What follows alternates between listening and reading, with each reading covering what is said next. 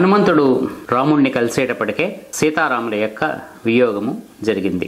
అయితే మళ్ళీ వీళ్ళిద్దరూ కలుసుకోవడానికి హనుమంతుడు ముఖ్య కారణముగా అయ్యాడు. ఈ కథ అంతా కూడా మనకి తెలుసున్నటువంటిదే. అయితే మనం ఇక్కడ హనుమంతుని యొక్క జీవిత చరిత్ర అనేటువంటి దానికంటా కూడా హనుమంతుని యొక్క తత్వము ఏమిటి అనేటువంటిది తెలుసుకుందామని చెప్పి అనుకుంటున్నాము. కాబట్టి దాని గురించి కూడా చెప్పుకుందాం. తెలుసున్నటువంటి వాళ్ళు రామాయణ కథని రెండు రకాలుగా వ్యాఖ్యానిస్తారు. ఒకటి ప్రకృతి పరంగా చెప్తారు. ప్రకృతి పరంగా అంటే నిత్యము అంటే ప్రతి సంవత్సరము జరిగేటువంటి సంఘటనగా చెప్తారు.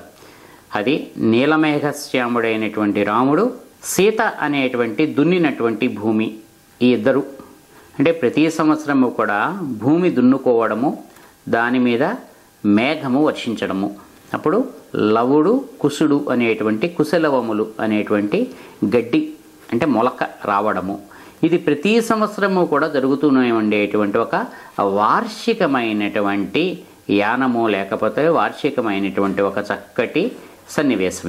ఇది రామాయణము మనకి తెలియజేస్తుంది. రెండవది ఏమిటంటే చాలా ముఖ్యమైనటువంటిది. ఎవరమైనా సరే మనము ఏ శాస్త్రము ప్రకారముగా చూసుకున్నా ఏదైనా సరే ఒకప్పుడు మనమందరము కూడా భగవంతుడిలో ఒక భాగముగానో భగవంతుడితో పాటుగానో భగవంతునిగానో ఉన్నటువంటి వాళ్ళము. అక్కడి నుంచి కింద పడడము అనేటువంటిది జరిగింది. ఇప్పుడు మళ్ళీ తిరిగి మన గమ్యస్థానమైనటువంటి మన మూలస్థానం అయినటువంటి ఆ భగవంతుడిని చేరడము అనేటువంటిది మనకున్నటువంటి లక్ష్యము. అదే మన యొక్క ఆదర్శము. అయితే కింద పడినటువంటి వాడికి వాడు ఎక్కడున్నాడు, ఎక్కడికి వెళ్ళాలి అనేటువంటిది స్మరణగా మాత్రమే తెలుస్తుంది తప్పిస్తే మార్గము తెలియదు, ఏం చేయాలో తెలియదు. అప్పుడు ఎవళ్ళైనా వచ్చి ఇది అసలు నీ యొక్క స్వరూపము, నువ్వు ఇక్కడికి వెళ్ళాలి, అక్కడికి వెళ్ళడానికి ఇది మార్గము అనేటువంటిది తెలియజెప్పాలి. ఈ కథ మనకి రామాయణంలో మనకి ఉంటుంది. దీనిలో కొంతమంది ఏమని చెప్తారంటే సీత అంటే జీవాత్మకి ప్రతిరూపము, రాముడంటే పరమపురుషుడు, ఆవిడ ప్రకృతి, ఈయన పురుషుడు. వీరిద్దరి యొక్క వియోగము అనేటువంటిది జీవుడుగా ఈ పురుషుడి నుంచి ప్రకృతి వేరు అయి ఈ సృష్టిగా దిగి రావడము.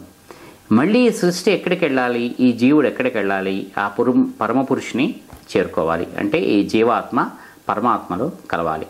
అయితే ఎలాగ జరుగుతుంది ఇది, ఏం చేస్తే జరుగుతుంది అంటే ఈ జీవాత్మలో ఉన్నటువంటి నిద్రాణమైనటువంటి ఆధ్యాత్మికమైనటువంటి శక్తి కానీ ప్రజ్ఞ కానీ ఏదైతే ఉందో అది లేవాలి.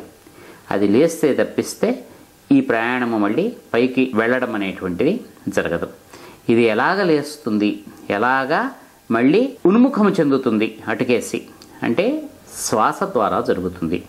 ప్రాణాయామము ద్వారా మనము కనుక యోగ మార్గాన్ని కనుక అవలంబిస్తే, మన శ్వాసని కనుక మనం ఒక సక్రమమైనటువంటి పద్ధతిలో నిరోధముగా చేసుకుంటూ వస్తూ ఉంటే, మనస్సులోనికి లయము కనుక చేసుకుంటుంటే, అప్పుడు నెమ్మదిగా మూలాధారములో ఉన్నటువంటి కుండలిని అనేటువంటి శక్తి లేవడం అనేటువంటిది నిద్రలోంచి లేచినట్టుగా లేచి అలాగా సహస్రారము అనేటువంటి స్థితికి చేరడము, అంటే ఆ ప్రదేశము ఆ బిందువు ఏదైతే ఉందో అక్కడికి చేరడము అనేటువంటిది జరుగుతుంది. సుషుమ్న అనేటువంటి నాడి ద్వారా మన వెన్నుముక ద్వారా ఈ ప్రయాణము సాగుతుంది. అంచేత ఈ మూలాధారం అనేటువంటిది మనలో ఉండేటువంటి దక్షిణము లేదా పాతాళము అనేటువంటి స్థానాన్ని సూచిస్తుంది. సహస్రారం అనేటువంటిది మనలో ఉండేటువంటి ఉత్తరము అనేటువంటి లేదా పైలోకములు ఏవైతే ఉంటాయో వాటిని సూచిస్తుంది. అందుకనే రావణాసురుడు అనేటువంటి వ్యామోహము, ఈ మాయ అనేటువంటిది ఏదైతే ఉందో అది సీతని దక్షిణము దిక్కురకు తీసుకువెళ్ళి అక్కడ లంకలో అక్కడ బంధించింది. అంటే ఈ మూలాధారములో బంధింపబడినటువంటి కుండలిని ప్రజ్ఞ ఏదైతే ఉందో అది అమ్మవారి కింద లెక్క, సీతమ్మవారి కింద లెక్క. అక్కడ బంధింపబడినటువంటి ఆ సీతమ్మవారికి తను ఎక్కడున్నాదో ఏం చెయ్యాలో పాలుపోనటువంటి స్థితి, తనంతట తానుగా తను అక్కడి నుంచి బయటకు వెళ్ళలేనటువంటి ఒక స్థితి.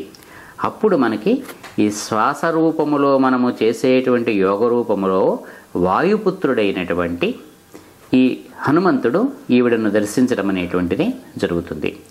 అంటే మనము వాయువు ద్వారా, యోగము ద్వారా ఈ కుండలిని అనేటువంటి బిందువు దగ్గరికి మనము చేరుకున్నంత మాత్రము చేత మనకి ఏం చెయ్యాలి అనేటువంటిది తెలియదు. ఆ జరుగుతున్నటువంటిది ఏదో తెలియదు.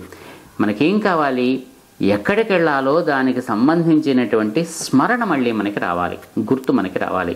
అందుకే రాముడి యొక్క అంగుళీయకాన్ని ఈ సీతాదేవికి చూపించడం అనేటువంటిది, అంటే నేను వచ్చినటువంటిది ఆ పరమ పురుషుని దగ్గర నుంచి నిన్ను ఆయన దగ్గరకు చేర్చడం అనేటువంటిది నా కర్తవ్యము, నా బాధ్యత అని చెప్పడం. అంచేత రాముని యొక్క స్మరణ, రాముని యొక్క స్మృతి, ఆ చిహ్నము ఏదైతే ఉందో, ఎప్పుడైతే దానిని ఈవిడ స్వీకరించిందో అప్పటి నుంచి ఈ ప్రయాణము నేను అక్కడికి వెళ్ళాలి, ఆయన నా కోసం చూస్తున్నాడు అనేటువంటి విషయము తెలుస్తుంది. అంటే అంతవరకు కూడా రాముని యొక్క ధ్యాసలోనే గడిపినప్పటికీ కూడా ఆ రాముడి దగ్గరికి ఎలాగ చేరాలి, తను ఉన్నటువంటి ప్రదేశం ఏమిటి అనేటువంటిది ఆవిడకు తెలుసున్నటువంటిది కాదు. అప్పుడు అందుకే హనుమంతుడు ఏం చెప్తాడు, వీపు మీద కూర్చోవమ్మా నువ్వు, నేను నిన్ను తీసుకెళ్ళిపోతాను అంటే అలా కాదు, ఆయనే వచ్చి తీసుకెళ్ళాలి అని చెప్పి ఆవిడ చెప్తుంది. అంటే శ్వాస ద్వారా మనకి వచ్చినటువంటి కుండలిని శక్తిని ఉద్బోధింపజేసిన తర్వాత ఇది వెళ్ళి మళ్ళీ ఆయనలో ఐక్యమవ్వాలి. అంతేగాని మన శ్వాస ద్వారా ఇంకా అంతకు మించి మనకి ఉండదు. అక్కడ వరకు తీసుకెళ్ళిన తర్వాత మనకు ఆ కుండలిని శక్తిని ప్రేరేపించిన తర్వాత ఇంకా దాని యొక్క ప్రయాణము దాందే. అది అట్నుంచి ఆ సహస్రారంలో ఉండేటువంటి శక్తిని అది కలుసుకోవడం అనేటువంటిది.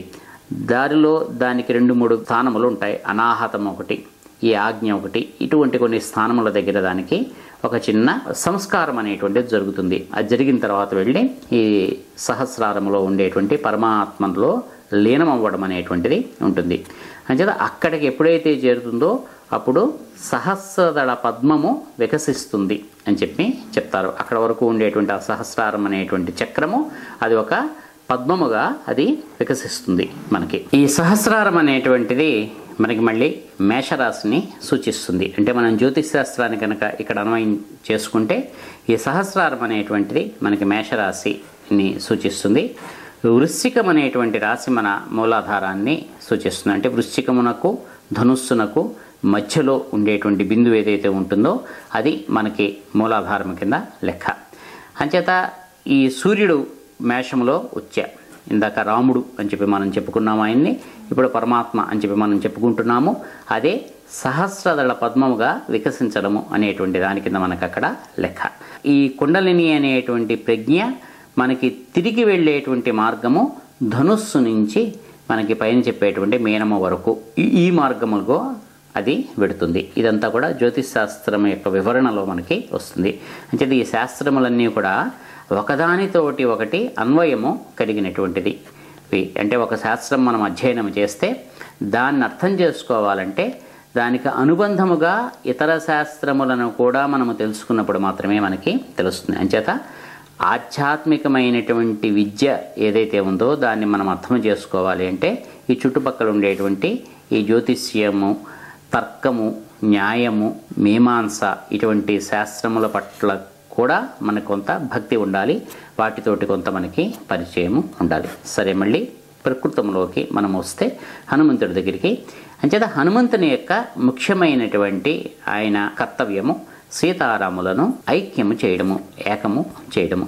అంటే మొట్టమొదట వీళ్ళిద్దరూ దూరదూరముగా ఉన్న వాళ్ళని ఎవరు ఎక్కడున్నారు అనేటువంటిది రెండో వాళ్ళకి తెలియజేసిన తర్వాత వీళ్ళు వాళ్ళని చేరడానికి ఒక మార్గాన్ని ఏర్పాటు చేయడం.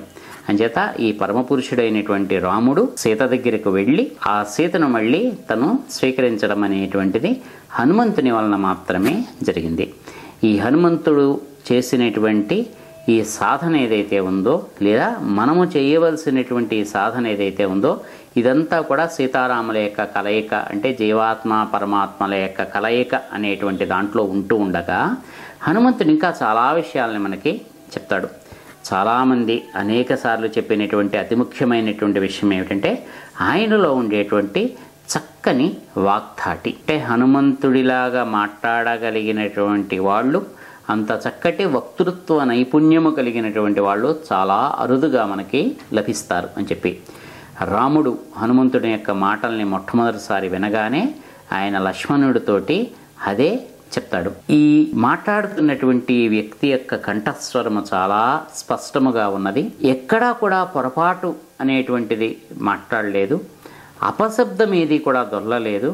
అంత స్పష్టముగా నిర్దుష్టముగా చక్కగా ఈ మాట్లాడినటువంటి వాడు తప్పనిసరిగా వ్యాకరణ శాస్త్రమును కూలంకషముగా అధ్యయనము చేసినటువంటి ఒక సంస్కారవంతుడై ఉంటాడు అని చెప్తాడు. మామూలుగా కూడా మనకి వ్యాకరణ శాస్త్రమే కాకుండా ఆయన నవ వ్యాకరణ పండితుడు అని చెప్పి హనుమంతుడిని చెప్తారు. అంటే వ్యాకరణ శాస్త్రం అనేటువంటి దాన్ని మనకి ఎవరైనా మనము నేర్చుకోవచ్చు. మనము ఓన్లీ ఇంగ్లీషో ఏదో ఇప్పుడు వ్యాకరణం అంటే మనకి ఇంగ్లీష్ గ్రామరే అని మనం తీసుకున్నప్పటికీ కూడా ఇంగ్లీషు గ్రామర్ మనం అభ్యసించాలి అంటే అనేకమైనటువంటి రచయితలు రాసినటువంటి పుస్తకాలు మనకు అందుబాటులో ఉంటాయి. వాటిలో ప్రామాణికముగా ఎన్నదగినటువంటి పుస్తకాలు ఒక 5-6 ఒక 10-15 మనకి ఉండొచ్చు. సాధారణంగా మనం ఏం చేస్తామో ఏదో ఒక పండితుడు రాసినటువంటి ఒక రచయిత రాసినటువంటి గ్రంథాన్ని తీసుకుని దాని ద్వారా ఆంగ్ల వ్యాకరణాన్ని మనము అధ్యయనము చేస్తాము. కానీ అలాగే పూర్వకాలము ఈ హనుమంతుడు ఏం చేశాడు, సంస్కృత వ్యాకరణాన్ని అధ్యయనము చేశాడు. ఈ సంస్కృత వ్యాకరణాన్ని అధ్యయనము చేయడానికి కూడా ఆ కాలములో ఉండేటువంటి అతి ముఖ్యమైనటువంటి 9 వ్యాకరణ గ్రంథాలని కూడా ఆయన అధ్యయనం చేశాడు. ఏదో ఒక గ్రంథాన్ని మాత్రమే అధ్యయనం చేయకుండా 9 వ్యాకరణ గ్రంథాలని కూడా అధ్యయనం చేసి 9టిలోనూ కూడా ఆయన పండితుడయ్యాడు. కాబట్టి ఆయన నవ వ్యాకరణ పండితుడు అని చెప్పి ఆయనకి బిరుదు. ఇంతలాగా శాస్త్రములన్నింటినీ కూడా అవపోసన పట్టినటువంటి వాడుగా ఆయనకు ఆ గౌరవము ఉంది. అందుకే ఆయన ఏం చేస్తాడు, ఈ సీతాదేవిని లంకలో చూసి తిరిగి వచ్చిన తర్వాత రాముడు ఎదురు చూస్తూ ఉంటాడు. మిగతా వాళ్ళందరి దగ్గర నుంచి వచ్చినటువంటి వార్తలన్నీ కూడా నిరాశాజనకంగా ఉన్నాయి. మిగిలినటువంటి అన్ని దిక్కులకి వెళ్ళిన వాళ్ళు, ఇంకా దక్షిణ దిక్కుకు వెళ్ళినటువంటి హనుమంతుడు మాత్రమే రావాలి. వాళ్ళు ఏదో ఒక శుభకరమైనటువంటి సంతోషకరమైనటువంటి వార్తని మోసుకొస్తున్నారు అనేటువంటి ఒక సూచన వాళ్ళకి అందింది. ఎందుకంటే సుగ్రీవుడికి చాలా ఇష్టమైనటువంటి ఆ మధువనాన్ని వాళ్ళు ధ్వంసం చేసి వచ్చారు. ఏదో ఒక వాళ్ళు ప్రయోజనాన్ని సాధించుకుని వస్తే తప్పిస్తే అంతలాగా వాళ్ళు మధువనాన్ని ధ్వంసం చేసేటువంటి స్థితిలో ఉండరు అని చెప్పి వీళ్ళకి అర్థమైంది. కానీ ఏమిటది, సీతను చూశారా, సీత గురించి తెలుసుకున్నారా, సీతతో మాట్లాడడం జరిగిందా అనేటువంటిది మాత్రం వీళ్ళకి తెలియదు. బహుశా సీత గురించినటువంటి ఒక వార్త తెలిసి ఉంటుందేమో అని ఊహంతే. సరే, హనుమంతుడు రాముడు ఎదురుగా వచ్చాడు, నమస్కారము చేశాడు.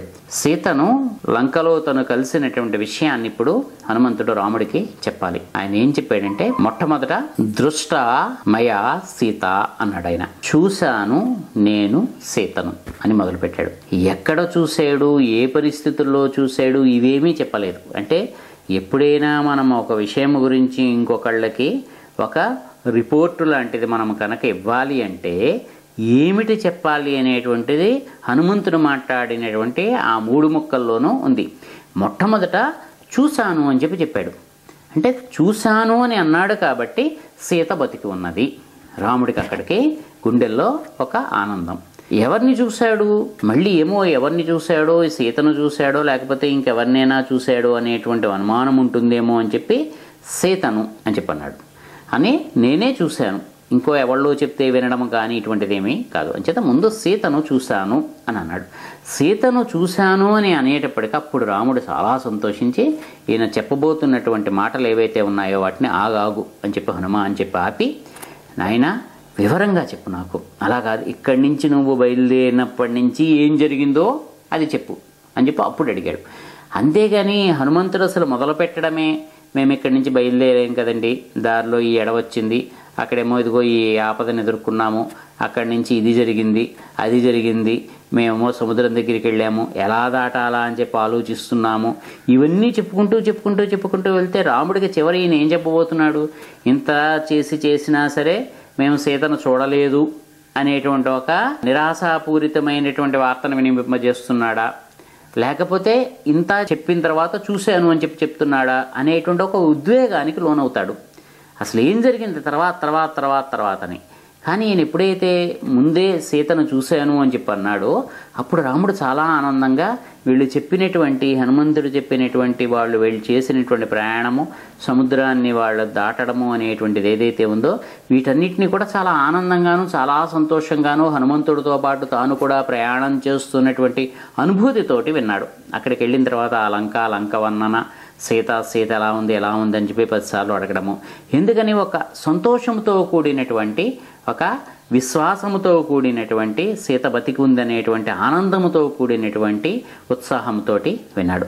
అంచేత ఆ రకముగా ఎలాగ మనం మాట్లాడాలి అవతల వాళ్ళతోటి, అవతల వాళ్ళు చాలా ఉత్కంఠతోటి ఎదురు చూస్తున్నప్పుడు మన చెప్పేటువంటి మాటే వాళ్ళ ప్రాణాలని నిలబెడుతుంది అన్నప్పుడు ముందుగా ఆ వార్తని సంక్షిప్తంగా మనము చెప్పాలి అనేటువంటిది కూడా ఈ హనుమంతుడు చాలా స్పష్టంగా తను చేసి చూపించాడు అని చెప్పి కూడా పెద్దలు చెప్తారు. అంచేత వాక్కుని మనము ఎలాగ ఉపయోగించాలనేటువంటిది కూడా మనకి ఈ హనుమంతుని ద్వారా మనము తెలుసుకోవచ్చును. ఇది కూడా మనము అర్థం చేసుకోవాలి. స్వస్తి.